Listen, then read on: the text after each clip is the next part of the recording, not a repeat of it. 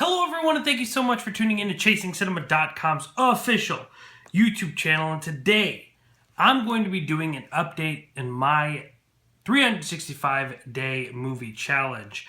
If you guys have been following me, I've been doing a whole week on a theme. I've been theming out Criterion's America Lost and Found, the BBS Story, right here for my week 13 365-day movie challenge. Really quick, I want to thank Jeffrey K. Howard, the Las Vegas film critic, or the Vegas film critic. You can find him on YouTube as well as Twitter.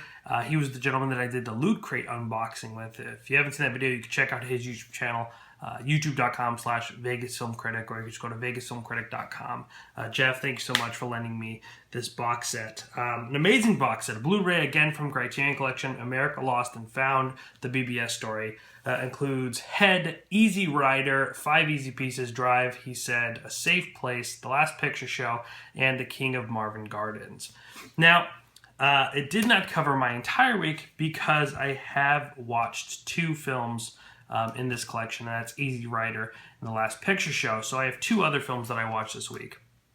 But let's hop right into it nonetheless. The first film that I watched from this collection is Head, the 1968 film from Bob Rafelson, and it follows the Monkees. Now, the Monkees was an idea for a television show that was somewhat based off the Beatles. Now, I never followed the Monkees. I maybe know some of the Monkees' music, but nothing to my liking. But, you know, I'm going in open-headed. I know these films are what we would consider really, really important cinematic films from America, United States. And I said, okay, let's do this. Did not like Head at all. I think that this movie, well, that's not true, not at all, but overall was not a fan of the film. It was not made for me.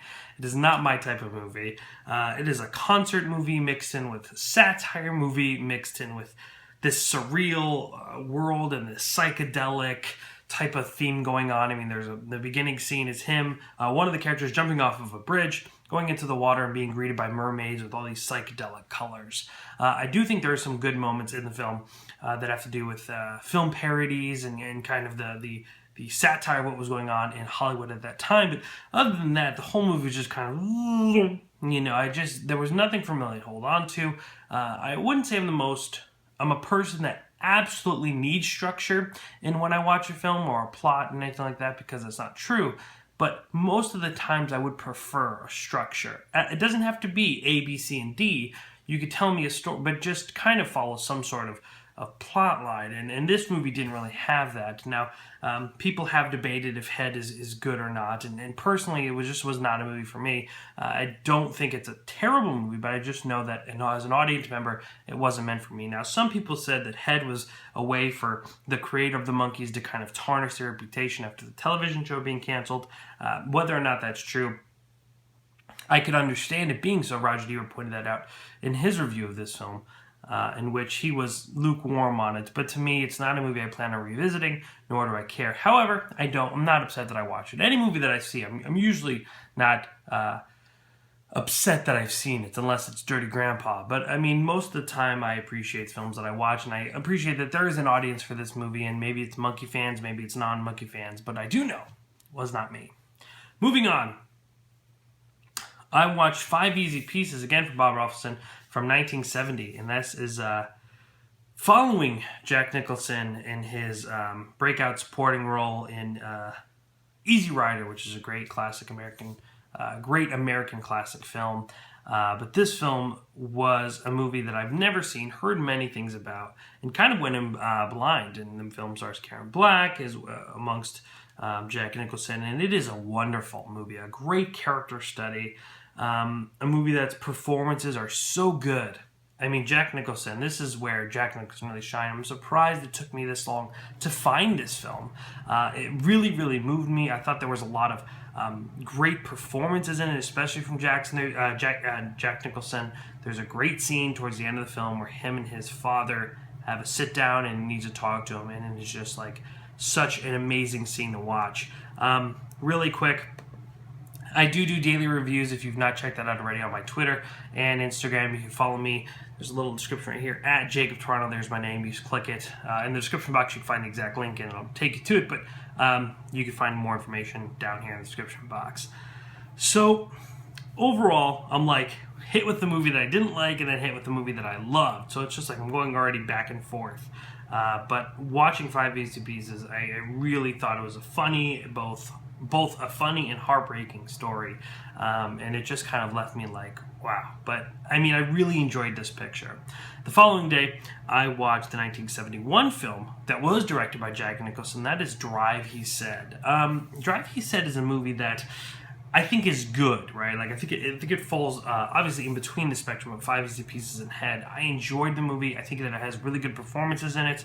I think the main actor, whose name is kind of escaping me at the moment. Let me see if I tweeted it here.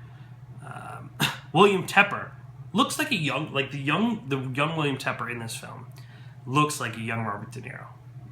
I thought that was funny. But anyway, the key element in this movie is the performances. The performances in Drive, He Said, was so good and just so lively that I really, really enjoyed watching it. I think that it kind of lacks a focus, like a tight focus or a tight direction from Nicholson. But there are some really, really great moments in the movie.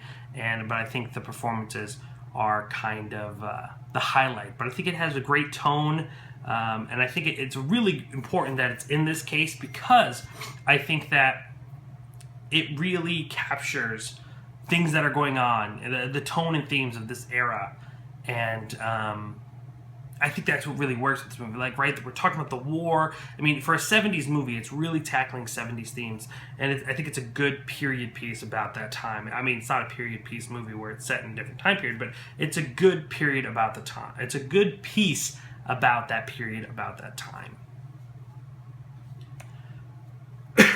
Okay, the next day was Thursday, and this is when I decided to take one of my days off because I had to review the new film Eye in the Sky, starring Aaron Paul, Helen Mirren, and Alan Rickman. If you've not seen my review for that yet, make sure to click this white eye up here in this area. A bunch of links will drop down. You'll be able to find my review of Eye in the Sky, a movie that I really, really enjoyed. I think Aaron Paul was marvelous, right? Like, Aaron Paul is this actor who is so good but finds himself always in these roles that don't give it to him. Unless he's Jesse Pinkman was the role for Aaron Paul, and since, in cinema at least, he's not been given an opportunity to really show his performances. And I think this was the first time he was given a really good role to play that asked a great amount of him for a little amount of screen time. I mean, he's not in the movie for, I don't want to say little screen time, but he was equally balancing it with Alan Rickman, who recently passed away and who is obviously really great. Helen Mirren, who is a total explosion when she's on screen, and not in the way that she's like exciting and happy. I mean, she is just so determined to do her job, but she is so captivating. But I think he also gives a really, really good performance. It's a movie that is really smart and really polarizing. It'll have you thinking once you leave the theater and talking and debating. It's a morality tale. I do think it is manipulative. I mean, that's kind of the big argument of it. And I get more into that in the review. Like Gene Siskel, I don't think would have liked this movie at all because he always hated children in dangerous situations, and he would call children in peril. But I do feel like this movie really kind of makes a point and talks about how we view certain aspects of war and military, and it just does it really well. I was on the edge of my seat nearly the entire movie. A very good movie. I highly recommend it. Moving on up. Day 89, I watched, again, returning to this, A Safe Place. Well, I just kind of went in a big full circle, right? I watched a movie that I didn't like, a movie that I loved, a movie that I liked, and I'm back to a movie that I did not like. A Safe Place is an experimental film from Henry Jaglom, or Jaglom, I'm not trying to pronounce it. And it feels like it goes on forever. Like, this is a movie that I was just so confused with. Like, it's more confusing than it is complex, right? Like, it's a movie that I feel wanted to be complex, wanted to be so in depth and so complex, and it's one of those situations where you're just like, you tried so hard to be different, and so I can't think of the right word, but so above normal thinking, right? Like so complex. I can't think of another word besides complex, that you just kind of made it made itself seem foolish, right? Like it made me go, what? Like, well, come on. It just feels pretentious. I think that's the way. Like it tries to be so unconventional, and it ends up feeling pretentious. Like, oh, this movie's. I mean, it has Orson Welles in the movie. Jack Nicholson's in it as well. But it's like just bouncing around this feeling where like this girl is in.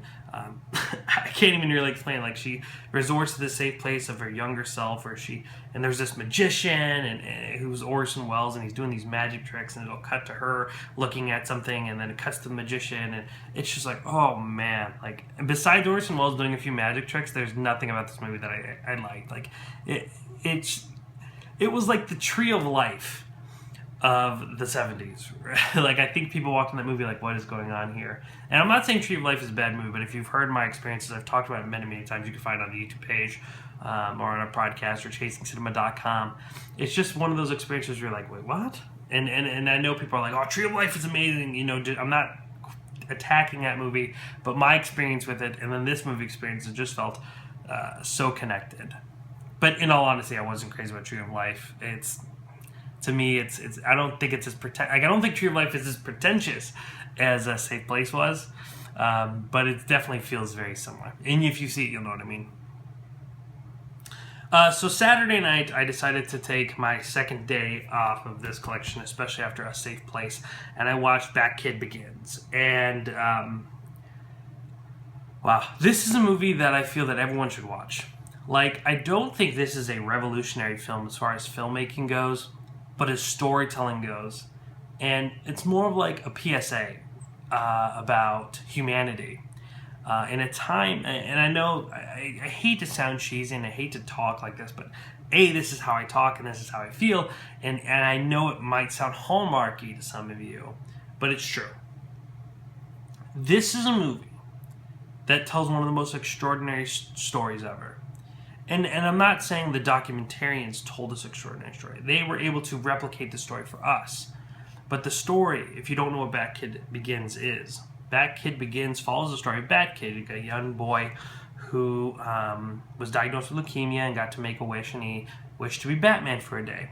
And San Francisco ended up becoming Gotham for a day, and this was like worldwide news. If you haven't heard more about the story, you could definitely follow. You could just type in Batkid and tons of things will pop up. And Batkid Begins kind of tells the story, the origin of this young boy, and then shows us the events of the day where he captured the Riddler, the Penguin, he saved a damsel in distress, he saved Lucille, the mascot for the San Francisco Giants, and then was given a key to the city. And this movie touched me so intensely that I think I cried maybe 90% of it. Just because, this is a heartbreaking story, right? This young boy has leukemia at the age of 5, and he's fighting it with all of his power, and his family's behind him. And then we move into the story where all of these strangers want to help this young child. Right? We have all these people who, I think the total count was over 13, 14, 15, if not more, thousands of people registering to volunteer with Make-A-Wish to come to San Francisco and be a part of this. We have people creating technology and doing all of these things to make this event make this event true. We have the mayor of a city, a major U.S. city. We have the police chief of a major city. I mean, all of these people working together, stopping their lives, people flying from all over the world just to witness this. It's a reminder that when people are always like, this is when I stopped, especially in the time of memes and everything, like, oh, that's when I doubted humanity in our society. Like, what happened to, there's no good people out there. Like, when we doubt love and humanity in our society, this movie will remind you that people in this world are good, and there are more people in this world who want to do good and want to help each other.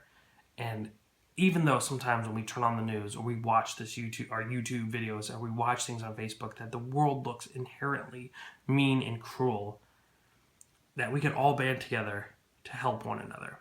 And the whole world band together to support this young boy, to make his experience better. And that's beautiful.